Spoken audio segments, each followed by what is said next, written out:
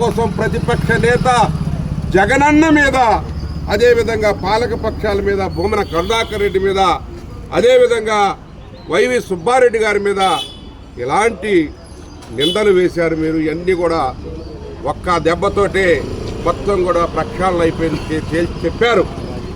ఇంకా మీరు బోకరిస్తున్నారు, వంపుతున్నారు. ఇప్పటికైనా ఆ దేవదేవుడికి జరిగినటువంటి అపచారానికి క్షమాపణ కోరుకోండి. ఆ దేవుడు మిమ్మల్ని కరుణిస్తాడు. కానీ మీరు ఇప్పటికి కూడా మీరు రిపెంటెన్స్ లేకపోతే దేవుడిని కూడా రాజకీయాలకు వాడుకుంటామని చూస్తే దీనికి తగిన రీతిలో ఆ దేవదేవుడు బుద్ధి చెప్పి తీరుతాడు.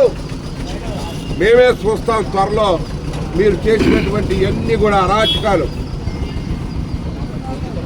తిరుమల లడ్డూలో జంతు కొవ్వు లేదని న్యాయస్థానాలు తెలియజేసినటువంటి అంశాన్ని ఈ యొక్క రాష్ట్ర ప్రజానీకానికి కాదు, ప్రపంచవ్యాప్తంగా ఉన్నటువంటి హిందువుల యొక్క ప్రజానీకానికి, హిందూ సమాజానికి, శ్రీ కలియుగ దైవం వెంకటేశ్వర స్వామి మీద ఉన్న భక్తులు, నువ్వు అంటావు కదా నా కులదైవం వెంకటేశ్వర స్వామి, ఆయన్నే రాజకీయానికి వాడుకుంటావా చంద్రబాబు గారు?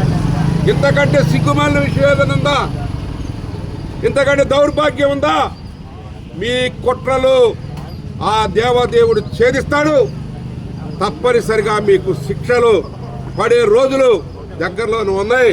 ఆ దేవదేవుడు తప్పనిసరిగా ఎవరైతే అబద్ధపు ప్రచారం, అసత్య ప్రచారం చేశారో, యానిమల్ ఫ్యాట్ అని మీ నోటితో అన్నారో అది వాపస్ ఇప్పటికైనా తీసుకోండి అని చెప్పి మీ అందరికీ తెలియజేస్తూ క్షమాపణ చెప్పాల్సిందిగా డిమాండ్ చేస్తా ఉన్నాం.